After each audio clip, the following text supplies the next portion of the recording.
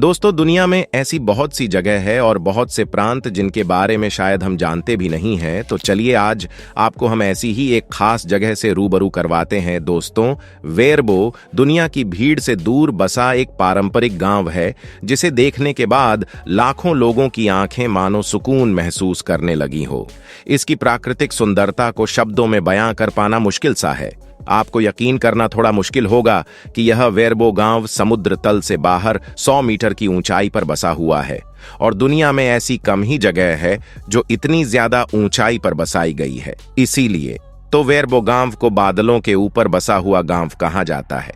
Indonesia कई द्वीपों से मिलकर बना देश है और उन्हीं में से एक द्वीपों की श्रृंखला है फ्लोर्स आइलैंड, जो नुसा तिनगारा द्वीप समूह में आता है। साल 2012 27 अगस्त को यूनेस्को द्वारा इस गांव को इसकी परंपरा के अनुसार टॉप अवार्ड से बैंकॉक में सम्मानित किया गया था। इस गांव की सबसे मुख्य विशेषता है इनके अनोखे घर, जिन्हें यह लोग मबारू नियांग कहते हैं। ये घर दिखने में शंकु आकार होते हैं, जैसे एक बड़ी सी टोपी जिसे बच्चे अपने जन्मदिन पर लगाते हैं।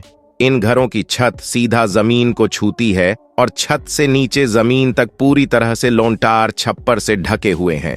ऐसा प्रतीत होता है कि एक समय में इस क्षेत्र में इस प्रकार के घर काफी आम थे, लेकिन आज यह केवल यही गांव है जो ठेठ मंगराई पारंपरिक घर को बनाए रखता है, जिसके बिना ये अनोखे घर पूरी तरह से बेकार हो जाते। इन घरों को 5 भागों में बांटा गया है, जिसमें हर एक भाग अपने खास चीज के लिए है। जैसे कि पहला भाग, जिसे ये लोग लुतुर या टेंट कहा जाता है, यहां परिवार रहता है। दूसरे भाग को ये लोग लोबो कहते हैं, जहां खाना और दूसरे सामान रखे जाते हैं। तीसरे भाग को लेंटर कहा जाता है और यह हिस्सा अगली फसल के बीजों को रखने के लिए इस्तेमाल किया जाता है। चौथा भाग को लेम्पा राय कहा जाता है, जिसे सूखे से बचने के लिए खाद्य पदार्थ रखने के लिए इस्तेमाल में लाया जाता है। और आखिरी में 5वां और घर का सबसे ऊपरी भाग आता है, जिसे हेकांग कोड़े कहा जाता है। यह लोग इस भाग को सबसे पवित्र मानते हैं और यहाँ अपने पूर्वजों को प्रसाद चढ़ाते हैं। इस वेरबो गांव में केवल 7 घर है। इसके अलावा एक घर और है, जहाँ गांव के सभी लोग अपने त्योहार, समारोह और अनुष्ठान के लिए इकट्ठा होते हैं। कैथोलिक धर्म को मानने वाले लोग यहाँ रहते हैं, लेकिन कुछ परिवार पुराने मान्यताओं को भी अपनाते हैं। इस घर में ऐतिहासिक ढोल रखे गए हैं जो सैकड़ों साल पुराने हैं। इस गांव के लोग पीने का पानी झरनों और पहाड़ों से उत्पन्न होने वाले पानी के रूप में करते हैं। इस वेरबो गांव में कुल मिलाकर 44 लोग रहते हैं, जिनकी मुख्य रूप से आय कृषि है और यह लोग काफी लौंग और चेरी उगाते हैं। इस गांव की महिलाएं इन कामों में पूरी तरह से सहयोग करती हैं। आज भी वेरबो गांव के लोग अपना जीवन पूर्वजों के सिद्धांतों पर जीने में यकीन रखते हैं। यहाँ आपको कोई भी मशीन, मोबाइल, इंटरनेट, सड़क और गाड़ी नहीं देखने को मिलेगी। आज भी यह लोग सैकड़ों साल पहले के तरीकों को अपनाते हुए प्रकृति के सहारे ही जीते हैं। गांव के लोग मक्का और कसावा खाना पसंद करते हैं, लेकिन गांव के आसपास वे कॉफी, वेनिला और दालचीनी के पौधे लगाते हैं, जिन्हें वे लगभग 15 किमी दूर स्थित बाजार में बेचते हैं। गांव से दूर, हालांकि हाल ही में वेरबो अंतरराष्ट्रीय इको टूरिज्म उत्साही लोगों के लिए एक पर्यटन स्थल के रूप में लोकप्रियता में बढ़ गया है और इससे गांव के आर्थिक कल्याण में वृद्धि हुई है। वेरबो के लोग उन आगंतुकों का गर्मजोशी से स्वागत करते हैं जो उनके गांव को देखना चाहते हैं और उनके सरल पारंपरिक जीवन का अनुभव करना चाहते हैं। कुछ सालों में जब बाहरी लोगों ने इस गांव के बारे में जाना तो वह यहाँ टूरिस्ट बनकर आए और कुछ दिन रहने के बाद उनका कहना था कि इससे पहले कभी भी ऐसा उन्होंने अनुभव महसूस नहीं किया। शांति और प्राकृतिक सुंदरता के एहसास इससे बेहतर कहीं और हो ही नहीं सकता। यहाँ के लोग काफी मिलनसार होते हैं और बाहर के लोगों को एक अलग दुनिया का एहसास करने में भी साथ देते हैं। अगर आप कभी इंडोनेशिया के सफर पर निकले तो इस वेरबो विलेज को विजिट करना न भूले।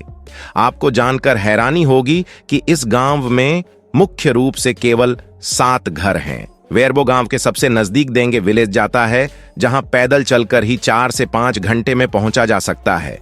वेरबो पूरी तरह से मनोरम पहाड़ों और तोड़ों के घने जंगलों से घिरा हुआ है। इस अविश्वसनीय गांव में उष्णकटिबंधीय जंगल और वनस्पति भरपूर मात्रा में मिलती है। इस गांव में मोबाइल के नेटवर्क भी नहीं आते और बिजली केवल शाम को 6 बजे से रात के 9 तक आती है। इस गांव का निर्माण एम्पू मारो ने 900 साल पहले अपनी पत्नी के साथ किया था और आज यहां उनकी 18वीं पीढ़ी के लोग रहते हैं। अब दोस्तों, अगर आप एशिया महाद्वीप के खूबसूरत देश इंडोनेशिया की सैर करना चाहते हैं तो इन जगहों पर घूमें। नंबर 1 पर टोबा लेक। यहाँ की नेचुरल ब्यूटीनेस में टोबा लेक का नाम ना आए ऐसा शायद ही हो। इस झील की लंबाई करीब 100 किलोमीटर और चौड़ाई 30 किलोमीटर है। इसकी गहराई की बात करें तो यह करीब 500 मीटर गहरी है। इसे दानो टोबा भी कहते हैं। करीब 70,000 साल पुरानी मानी जाने वाली इस झील में उठने वाला धुआं किसी ज्वालामुखी के विस्फोट जैसा ही लगता है। यहाँ पर बड़ी संख्या में पर्यटक आते हैं। नंबर 2, उल्वातू मंदिर। ऐतिहासिक स्थलों की सैर करने वालों के लिए पुरा में उल्वातू मंदिर की यात्रा भी अच्छी होगी। यह शानदार मंदिर भारतीय महासागर से 70 मीटर ऊपर की एक बड़ी बीहड़ चूना पत्थर चट्टान के किनारे पर स्थित है। बाली में बुकिट प्रायद्वीप में स्थित इस मंदिर का निर्माण 11वीं शताब्दी के करीब हुआ प्रतीत होता है। यहाँ पर सूर्योदय और सूर्यास्त के समय का दृश्य बड़ा सुहाना होता है। नंबर 3, बैतुर्रहमान मस्जिद। इंडोनेशिया की फेमस मस्जिदों में बैतुर्रहमान ग्रैंड मस्जिद का नाम शामिल है। यह यहाँ के खूबसूरत शहर बांदा अके के बीच में है। बैतुर्रहमान ग्रैंड मस्जिद बांदा अके के लोगों के बीच समृद्ध धर्म और संस्कृति का एक महत्वपूर्ण प्रतीक है।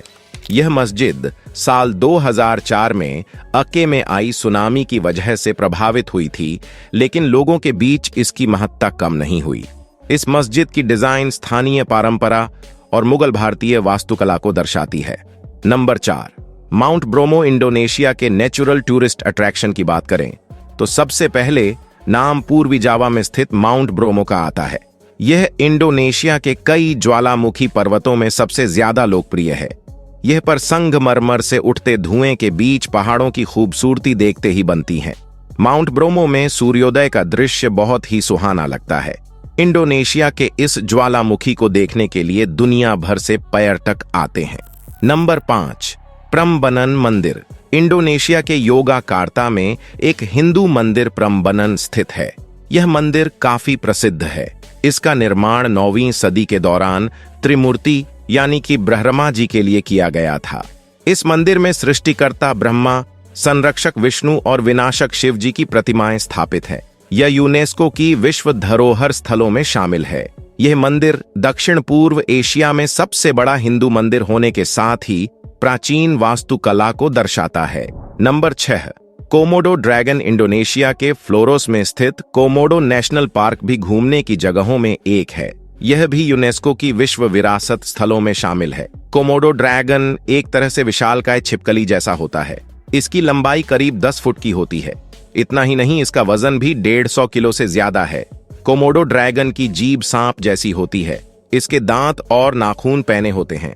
अगर आपने आज हमारी वीडियो में कुछ नया देखा, कुछ नया सीखा, तो इसे ज्यादा से ज्यादा लाइक, शेयर करें और चैनल को सब्सक्राइब कर बेल आइकन जरूर दबा दें। मिलते हैं आपसे फिर किसी नई वीडियो में। धन्यवाद।